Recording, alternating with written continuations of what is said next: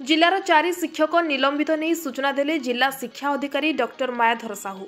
गजपति जिले में शिक्षा व्यवस्था एक प्रकार भुशुड़ी। गत बुधवार जिलार गोसाणी ब्लॉक अधीन अंतर्गत माछमरा सरकारी उन्नति उच्च विद्यालय रे शिक्षक मध्य मारपिट होई 2 जन शिक्षक और घटना को नियंत्रण करिपारु स्कूल प्रधान शिक्षक एहिपरि 3 जन निलंबित होइतिबा बेले गुरुवार पुणी निशा खाई नियमित स्कूल को जाउन जड़े निशाखिया शिक्षकों को निलंबन करा जायछि।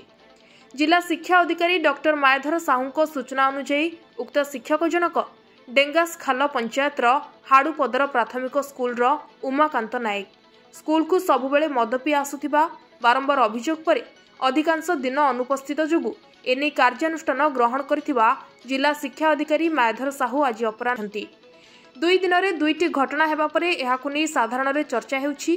शिक्षा व्यवस्था रे एपरि दायित्वहीनता दुर्भाग्यजनक।